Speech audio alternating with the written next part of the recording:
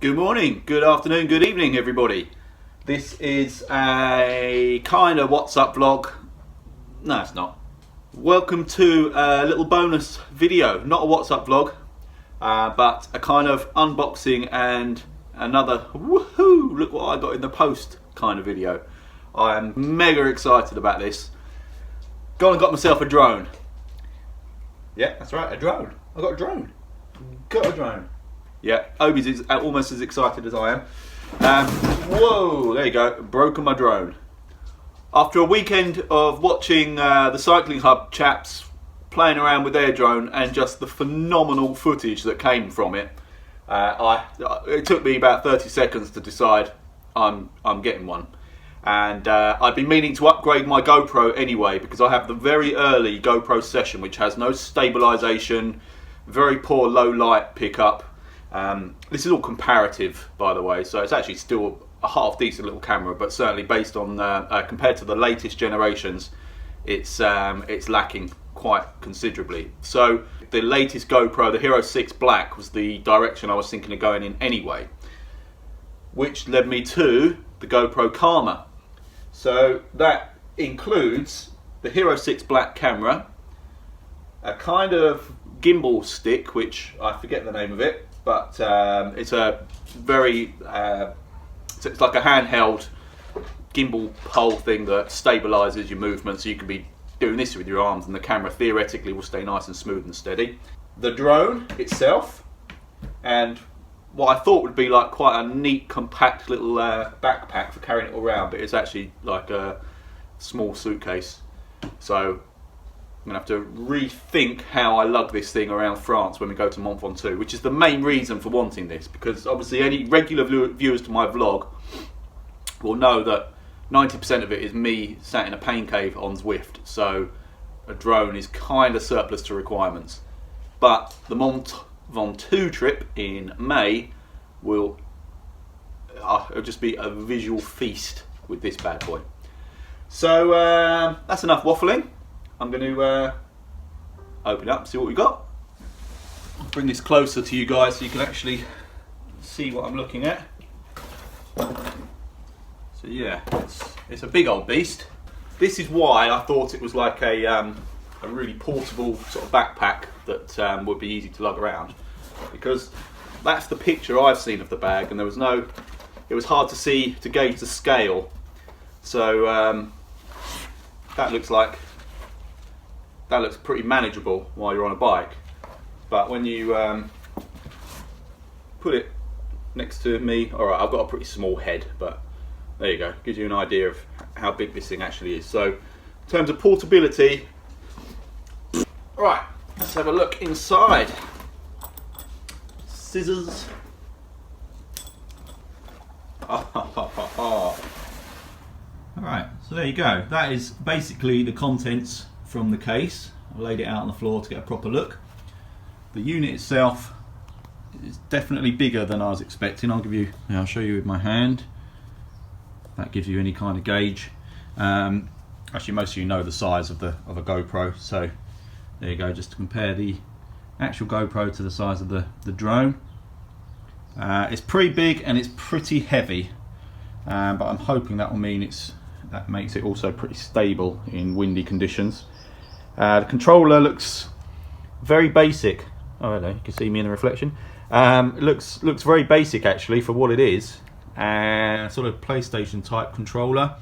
There are some extra buttons on the back here, which at the moment, obviously, I have absolutely no idea what they do. Big power brick, extra cage for mounting the GoPro. So here is the GoPro Hero 6 Black. Like I say, the stabilization and low light abilities are well beyond the Hero that I've got, the Session that I've got. And the other real advantage is the screen on the back, which will mean I won't need to pair the GoPro to my phone every time to get a preview of how our frames are shot. I can just see it straight from the unit. This I mentioned is the Karma grip. I'm actually almost as excited about using this as I am the Karma flight thing itself, because it really is, apparently you can do some pretty wild movements with it, and it should keep it should keep the camera really stable. Then yeah, a couple of clips, standard sort of GoPro stuff, some documents which I actually will read this time, sticker, and then we have the blades, the propellers, which I will fit shortly. Right, so obviously first flight time will be coming up very soon, but before that I am definitely going to read all of the instructions incredibly carefully and make sure I've put it together exactly to the letter of the instructions before I even think about turning the thing on. So I've got some reading to do. I'll be back with you in a bit. Okay, so the benefits of having a Fiat Doblo is I have a nice rain shield boot, loads of space in the back. Sorry about the mess, but here we go. We're about to take the GoPro on its maiden flight at a park where there's very little danger of me crashing into anything. Famous last words. Right, let's just unpack it and get going. Come down here, camera lady. Come right down. You can see I've folded out the landing gear from the underneath. Folded out these arms, they just clip out like that. The camera is in, the gimbal is in, and we turn the controller on first, I believe. Okay, controller is on. I'm very scared. It is spitting a little bit as well, so I'm not sure this was the best day to do it, but hey ho. Right, what's this doing? It's doing some kind of update. I don't know if you can see on the screen, but unless that's just the loading thing, but it looks like it's going to take a little while. Oh no, it's gone. It's picked up speed. So I'll wait for that to fully load up and then I'll turn the drone on. And there we go. Turn the drone on. There we go. You can see the camera suddenly set itself as soon as the power was on. Okay, so swipe up. Karma not found. Okay. Right, where's the pairing?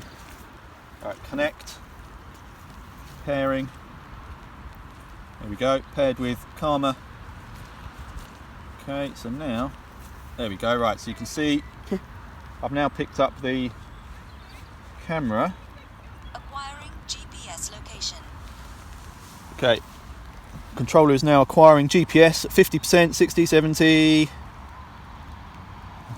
Stayed at 70. Compass interference. Move to a new location or recalibrate the compass. Oh, right, I'll recalibrate the compass. I'm not sure how I do that, but right, calibration is complete. So let's try again. Let's come back out of there. Right, I think. Ready to fly. Oh, ready to fly. Here we go. God. Pressing the Do you know start what to button. do? Yeah. You need to stand back. Okay, so the motors have started. Tap for auto takeoff. Oh yeah.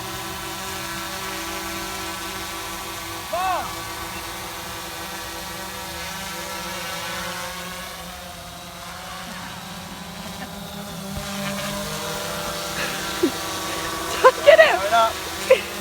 Oh, don't go that high. That.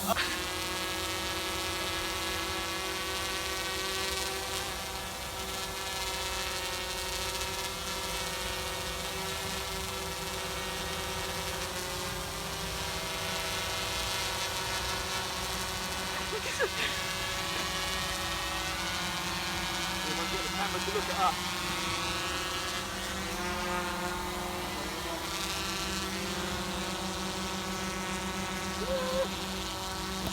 Wait for the camera. Oh my God. Ah. Are you controlling that?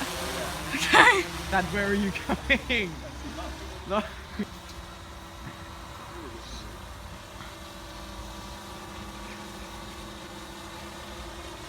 Oh my God, Dad. Oh my God. I feel like it's a plane.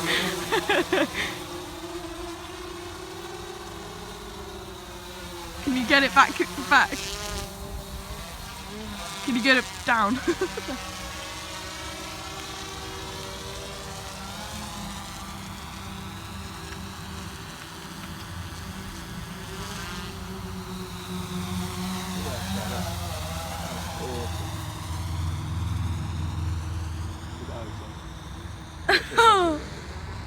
Can you come back to Oh my God. location?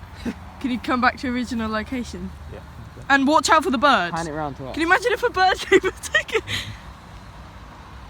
Oh, look at that. That is insane. Look at that view. Okay, come back now. I'm gonna do a really vertical shot. And Then I come feel like straight the over birds top are of going to us. come and fly into it. God,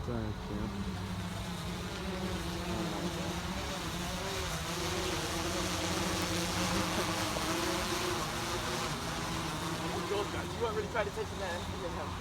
Dobby.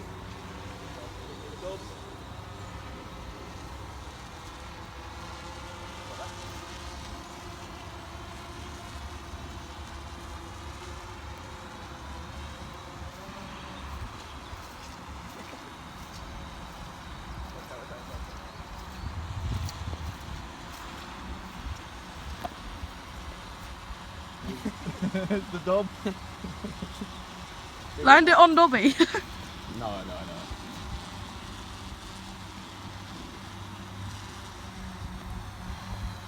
My hand's Well, so freezing. smile for the camera.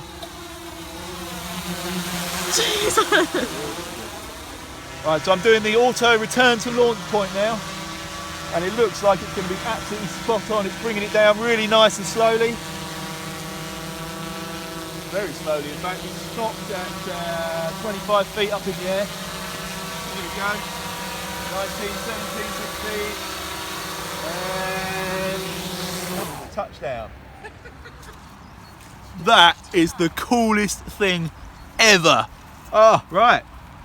Maiden flight GoPro Karma ticked off and successful. I bloody love this thing. Now I'm going to go and check out the footage. Okay, so back in the warm and dry after the first successful flight of the GoPro Karma drone. Really pleased. It was an absolute doddle to fly in the end.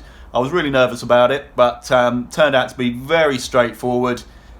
Did everything it was supposed to do. Really easy to control. The initial calibration was a bit of a pain that it was even needed, because I had calibrated it once before, but it's not a difficult procedure. You literally just select compass calibrate on the controller, and it shows you on the screen what you need to do, which is basically hold it horizontally and spin round, hold it vertically, spin round, and that calibrates it. But really good. I've dried everything off and put it back in the case.